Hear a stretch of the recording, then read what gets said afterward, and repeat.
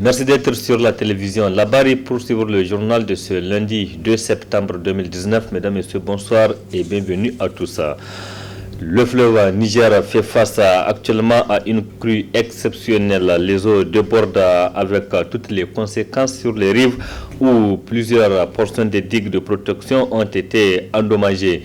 C'est le cas à la Mordée, à la rive droite, dans le 5e arrondissement communal de Niamey, où des dispositions sont en train d'être prises pour limiter les dégâts. Notre équipe était sur place pour constater.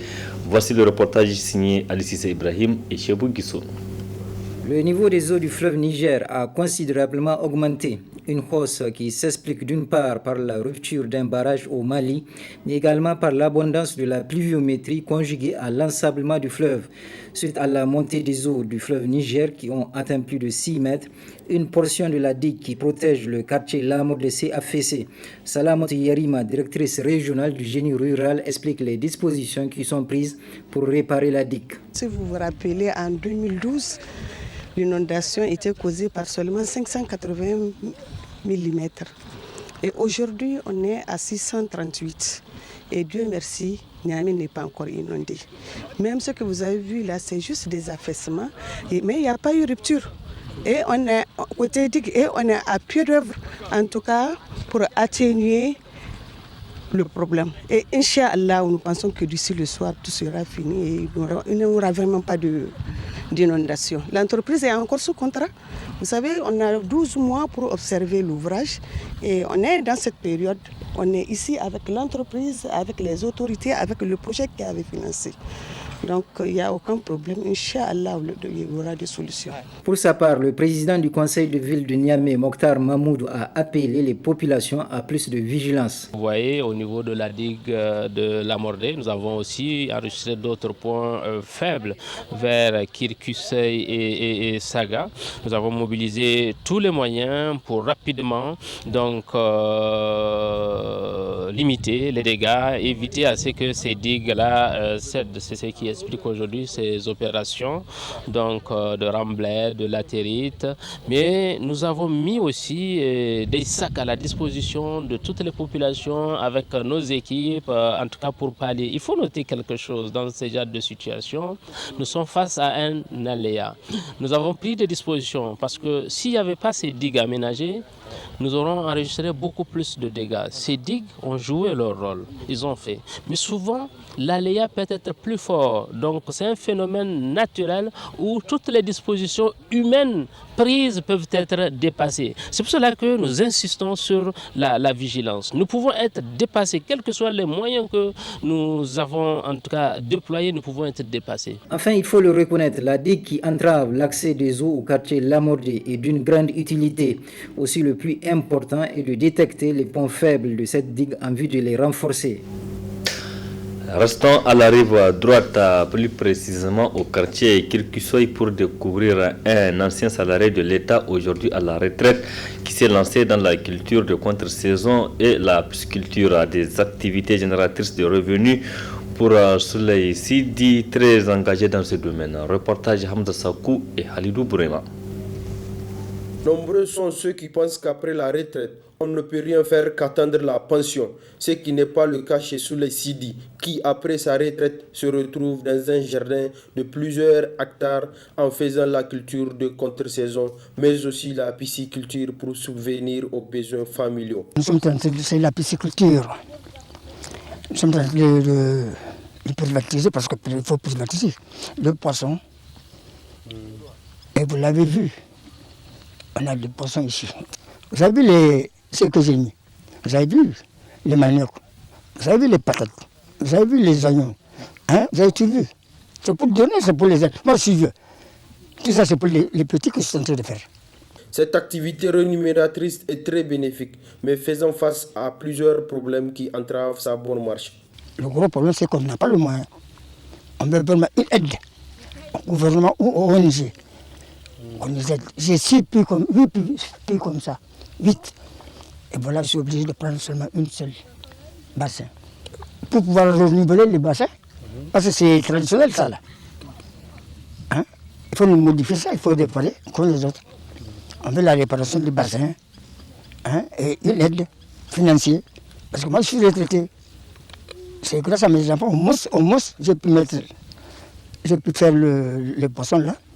Un appel est lancé à l'égard de l'État pour aider les vieux à la retraite entrepreneurs de projets afin de pouvoir gérer leur famille, mais aussi de contribuer au développement du pays en général. Après Zander l'année passée, l'édition 2019 de la fête tournante du 18 décembre sera célébrée à Tillabéri. La fête tournante est une occasion pour les régions hautes de bénéficier de plusieurs infrastructures. Une très bonne chose, mais seulement il faut que les investissements et les réalisations soient faits dans les normes, estiment certains citoyens dans ce reportage signé Abdelrazak Hamidou Léo et Chebou Guissou. Les fêtes tournantes du 18 décembre ont été instituées par le président Tanja Mamadou. Depuis, ces fêtes se sont poursuivies avec Dosso Soga, Maradi Kolia, Agadez Sokni, Tawa Sakola et Zender Saboua avec le président Issoufou Mahamadou. Une initiative positivement accueillie, surtout dans la perspective de Tillabéri Tchandalo. C'est une bonne chose de moderniser les villes à l'intérieur du pays. Mais seulement, c'est vraiment d'innover encore beaucoup plus. Parce qu'il y a beaucoup d'imperfections dans l'organisation de ces fêtes tournantes, qu'il s'agit de la construction des infrastructures, surtout côté construction des infrastructures. C'est une idée qui est louable, qui est très bien. Ça permettra au pays de se développer, aux autres régions d'avoir des infrastructures. Parce que c'est d'abord ça qu'il faut viser. Les infrastructures.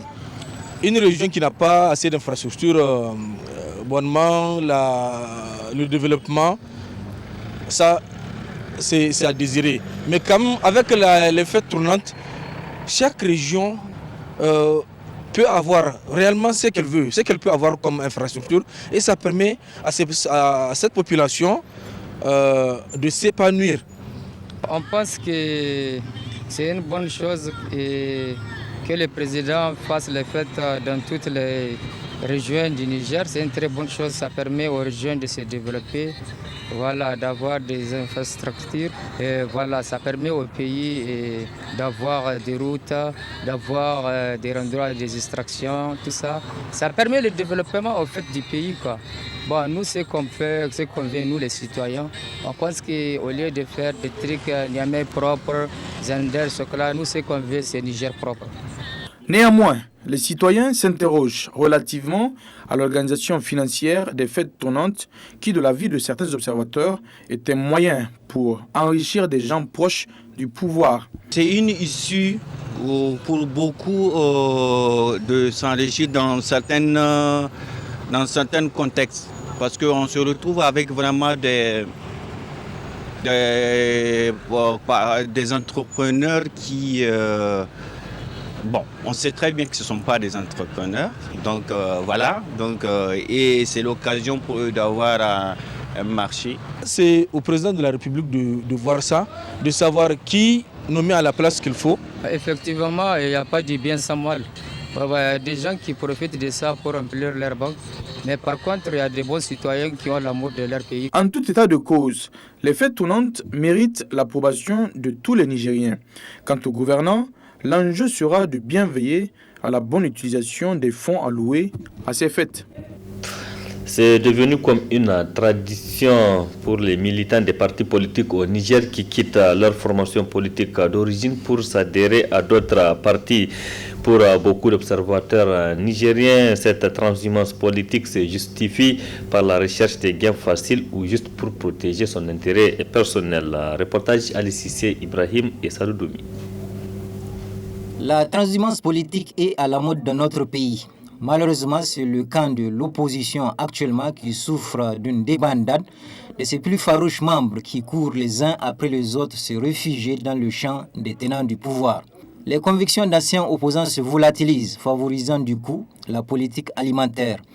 À qui mieux, on cherche à grappiller des miettes au gâteau de la Renaissance.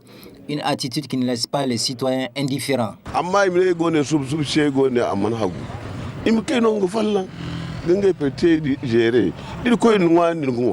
La transhumance politique n'est pas intéressante. Les politiciens doivent se départir de cette pratique et rester fermes sur leurs convictions.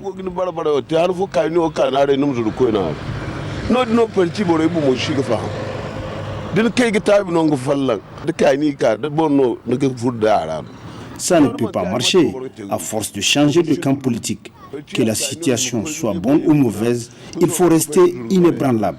Nos politiciens doivent se remettre en cause et arrêter cette transhumance.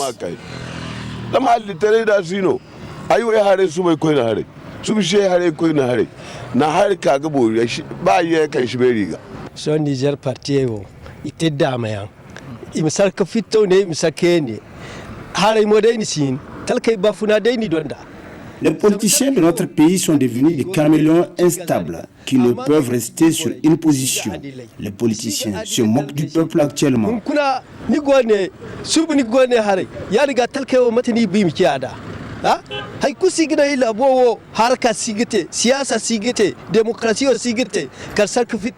En plus de ça, nos politiciens manquent d'intégrité. Et c'est cela qui fait que la démocratie ne marche pas bien dans notre pays.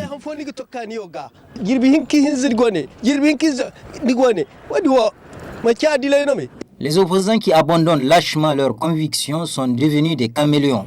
Un animal au demeurant sage et parfois hypocrite dans sa démarche. Du sport dans ce journal, les lampions du tournoi des grandes vacances TGV du quartier Goudel se sont éteints hier dimanche à l'affiche de la grande finale AS Tourali, donc Tonnerre FC. Une partie remportée par Tonnerre FC après la séance de tir au but. Le résumé avec Hamza Saoukou et Ibrahim Abdou.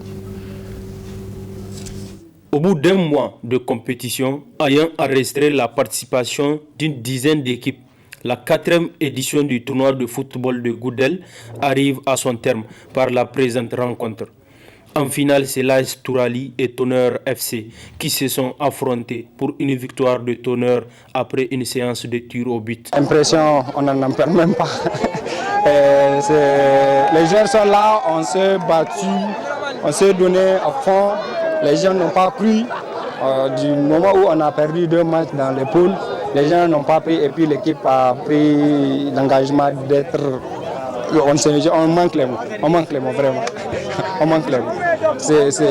Les joueurs se sont battus, vous avez vu, c'est devant vous. Et on félicite aussi, comment on appelle, l'équipe adverse qui ont bien joué, vous avez vu. On les respecte comme pas possible. AS Tourali, tout le monde sait qui est Tourali. Et on est content. C'est ce que moi j'avais constaté. Tout premièrement, c'est les règles du jeu. Quand on dit un match, il va falloir avoir un vainqueur et un vaincu. Aujourd'hui, ce n'est pas notre jour. Nous avons essayé d'aller travailler dur pour revenir l'année prochaine.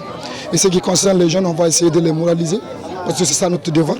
Ce n'est qu'un fair play. On va essayer de faire tout notre possible pour essayer d'être vraiment au sommet l'année prochaine. Cette édition est d'une réussite totale, comme l'atteste le président du comité d'organisation. Aujourd'hui, c'est avec un plaisir d'être à la fin de ce tournoi. Ça fait 48 jours de compétition. Sincèrement, je remercie toutes les équipes qui ont pu participer. Ça s'est bien passé. On vient de finir notre dernier match. Ça s'est bien passé encore. Je remercie le bon Dieu qui nous a montré aujourd'hui. Et j'espère que l'année prochaine serait mieux que cette année. Rendez-vous plaise à Dieu à l'année prochaine pour la 5e édition afin de réunir les jeunes davantage. Un autre TGV, tournoi des grandes vacances, qui a pris fin le week-end dernier, c'est celui du quartier Yantala, l'un des plus grands TGV de la capitale, qui a duré 1 mois. Cette année, c'est l'AS Ardent FC qui a été sacré champion après avoir battu en finale à Seka devant un public venu nombreux parmi les spectateurs. Abdelrazak Kamidou.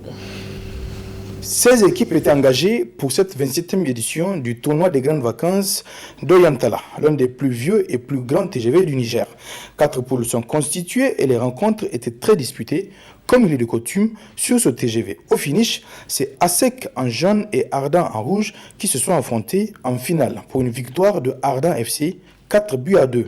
Le bilan que nous tirons, c'est que c'est d'abord vraiment un sentiment de fierté Et deuxième élément, c'est un bilan très positif. L'un des objectifs principaux du TGV Antela, c'est d'occuper cette grande jeunesse que vous voyez autour de nous. Parce que nous, au-delà, le TGV Antela, nous nous inscrivons dans une logique de lutter contre l'extrémisme violent. Premièrement, deuxièmement, créer un cadre d'épanouissement pour que ces jeunes-là viennent s'exprimer pendant les vacances. Au-delà, vraiment, nous saluons tous les partenaires de près ou de loin qui ont apporté leur contribution pour que la fête soit belle. Et puis vous avez vu, nous avons débuté avec 16 équipes reparties en 4 poules de 4. Aujourd'hui, nous avons la plus belle affiche que l'on peut espérer au niveau du TGV Antela, qui est à sec VS Ardan. Entre satisfaction et déception, des leçons doivent être tirées. Ce qui n'a pas marché à nos jeunes, c'est la défense qui a un peu mes côté gauche, côté droit, qui ont lâché les deux attaquants comme Aubameyang et Kader. Donc c'est des gens qu'on a donné beaucoup de consignes sur eux, qui de faire attention parce que c'est un international déjà. C'est un joueur de Ligue Pro, tous les deux. Donc nos joueurs, c'est des jeunes, le plus âgé à 20 ans. Nos Kiran, Sahasa et Hamani. C'est vraiment incroyable, mais vrai. C'est notre première expérience en tant que coach. Car ici, on a gagné le trophée en tant que joueur. Et voilà notre première expérience en tant qu'entraîneur. On a pu vraiment relever le défi. Ces jeunes-là, ils ont été vaillants, ils ont assuré. On a vraiment travaillé dur pour arriver à ce stade. Plusieurs prix ont été remis à la fin du tournoi, à l'image de celui de meilleur gardien, meilleur joueur et meilleur joueur fair play, des enveloppes de 50 000 francs pour le 4e Dollar FC, 3e 100 000 francs Koubia FC Planète, le 2e ASEC avec 250 000 et 500 000 francs plus la coupe pour le vainqueur Ardan FC. Tout est ainsi bien qui finit bien pour ce TGV 27e édition dénommé Trophée Niamey-Niala. Vivement donc l'édition 2020 Abdelrazak Hamidou Léo avec certainement de nouvelles innovations. Point final de cette édition, merci à vous de l'avoir suivi. Restez en compagnie du programme de la télévision Labari. Au revoir, excellente nuit à toutes et à tous.